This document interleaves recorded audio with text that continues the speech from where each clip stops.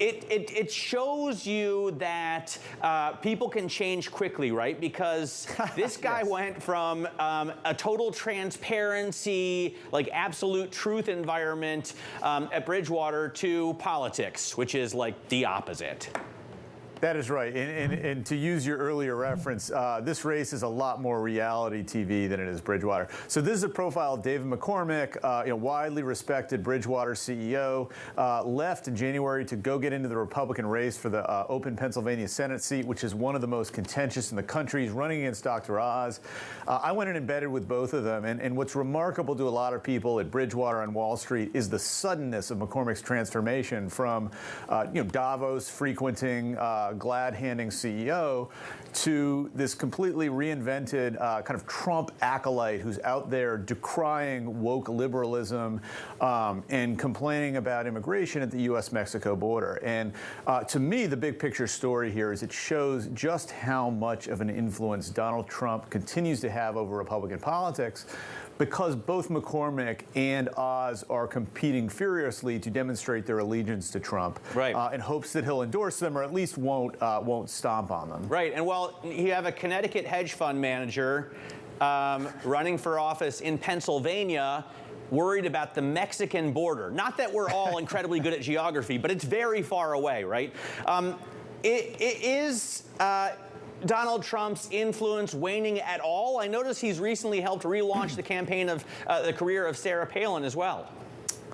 Yeah, look, there's a segment of Republicans in Washington, I think led by Mitch McConnell of Kentucky, who are trying to create momentum behind this idea that Trump's influence is fading. But you really only have to look at this Senate race, at McCormick, at Oz, at everybody in the race, to see that he remains the dominant figure. Everything they talk about, all the positions they take, even their style of campaigning and ads are an homage to Trump, because that's what voters want. I got a leaked poll from a Republican in Pennsylvania saying 70% of Republican voters there think the 2020 election was stolen. And so, McCormick, who has a PhD from Princeton, in our interview, wouldn't admit to me, wouldn't say that Joe Biden was the winner of the 2020 election. I think that's really all you need to know to understand the degree of Trump's enduring influence on politics.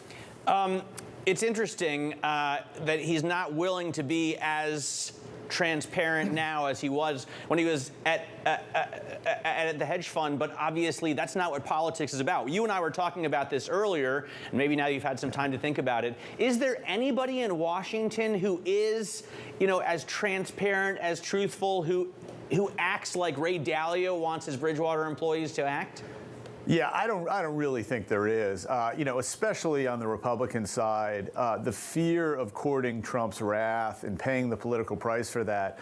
We've already seen how he's pushed out certain Republican politicians who voted for his impeachment, how he's trying to end the career of Liz Cheney, who voted for his impeachment, and how most of the major figures in most of the major races are advertising their allegiance to Trump. I think if your truth-telling involves telling a truth that Donald Trump could perceive as negative, it's not something that most Republican politicians are willing to utter.